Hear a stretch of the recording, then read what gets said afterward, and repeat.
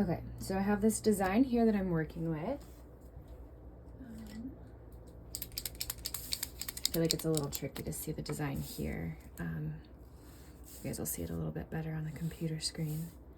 There's a pretty deep V-neck here. There's a ruching along the front here. There's the waistline that leads to this handkerchief hem. There's ruching at the side seam. And then you can clearly see that the sleeve bells out. So we're gonna work with our knit bodice slopers to create this look. So here we've got these. So the very first thing we wanna do is with our front bodice sloper is redraft this neckline. So it's a pretty wide V-neck, definitely deep. So you can go ahead and mark where you think that's appropriate, maybe the halfway point.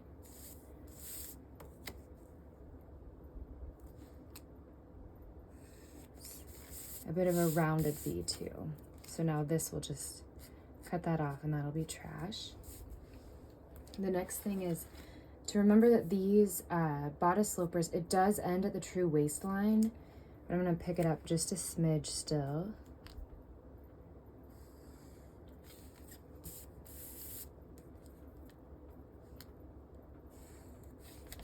So on the quarter size sloper, I'm marking a 1/2 inch. Now importantly, this back neck does not drop too far down. However, we have to match our shoulders up here. So you can go ahead and make sure your shoulder points will meet when they're adjusted. And then just very, very slightly round through here, making sure to stay square at the center back.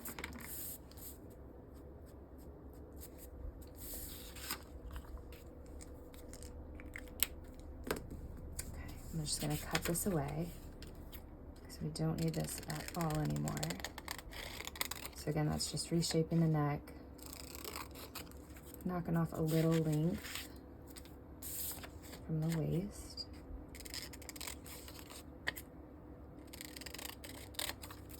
Okay. So the biggest factor we need to do now is we need to incorporate for the ruching, especially what's at the center front.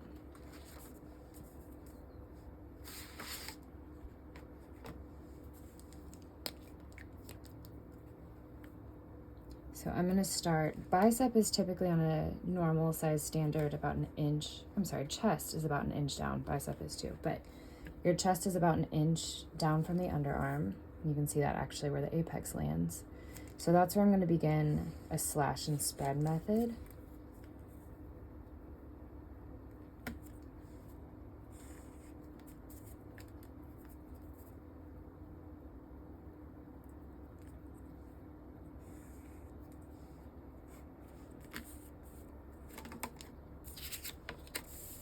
So I've created now 3 lines on the front.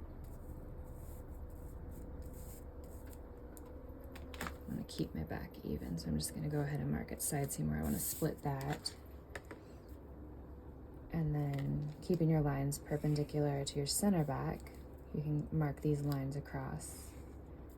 And these will be slash lines as well. Okay, but one big difference, these are gonna be slash and pivot. These will just be entirely slash and spread. So I'm gonna cut from the side seam to the center. This here is the center back. The front, you can see that it does taper down, but if it helps, you can always number these panels.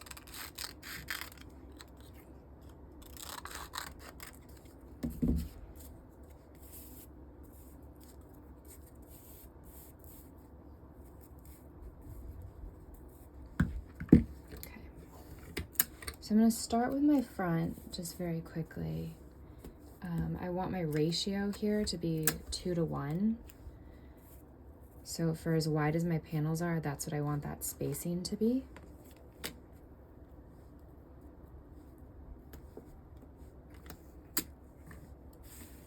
And then keep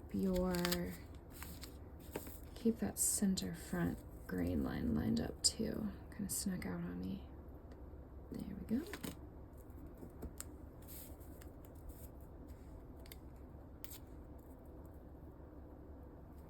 I'm gonna eyeball this just for the likes of time.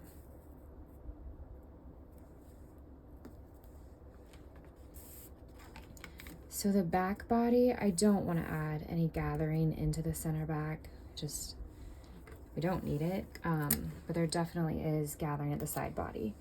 And it would look off balance if we didn't give anything to the side seam at the back. So I'm going to do a different ratio here. So I know I have 2 to 1 here. I'm going to do a 1.5 ratio here. So for the width of the panel, each panel that you have, keep the distance in between about half that. And again, we're just pivoting from the back, so we're not adding any gathers there.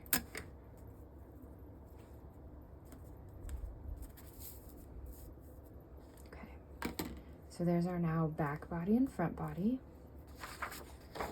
Now I want to create this bell sleeve, so you can see that it bells out right from the elbow. And on our sloper, we know that that is here.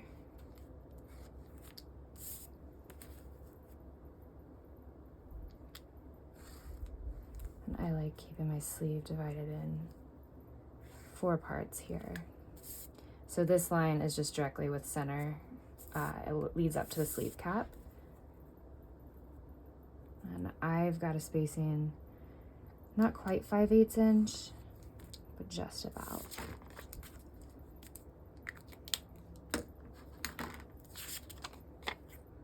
And then again, we're just gonna do a really nice slash and spread here.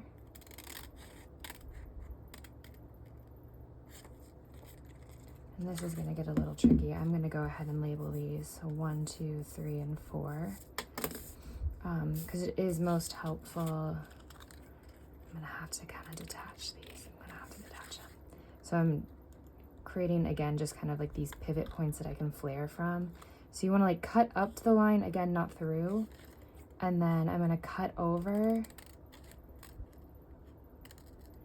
but I'm not cutting through anything, so I've got the ability to flare this where I want without anything getting loose on me.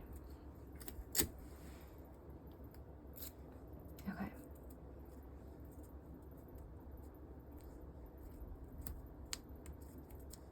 And do just about a 2 to 1 ratio here at the flare.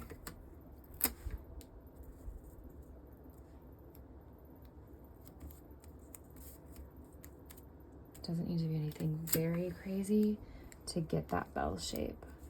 But again, all of this is designer's preference. I'm just kind of working off the image that I've got in front of me.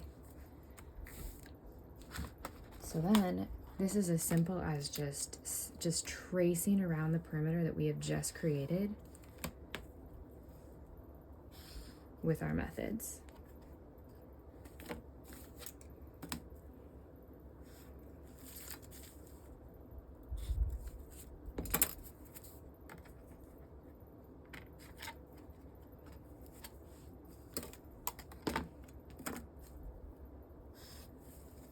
Cool. So now you've got back, front, sleeve. I want to show this handkerchief hem really quick. So I'm going to pull out. This is the full circle that you guys didn't see the full circle of on Tuesday.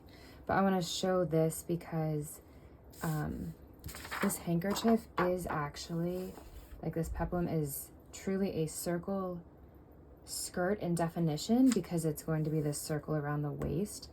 The big ticker, and I'll use my green marker here to kind of show that. So you do want to measure your waist, back, front, and then multiply that by 2, and then we're going to use our same pi division here to again find that radius to map out your true center. But the cool thing when you're trying to achieve a handkerchief hem, it is the best for consumption. It is seriously just a rectangle. So I'm gonna give us a rectangle here. This looks like we've got, I'm just gonna make this up, maybe 2 inches on the front to tie back to our quarter sloper. So you can see I'm running perpendicular to the grain here to go 2 inches and 2 inches from our circle that is our waist.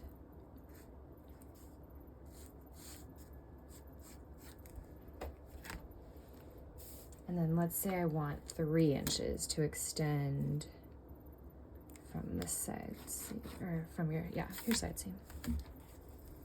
So we'll do this here.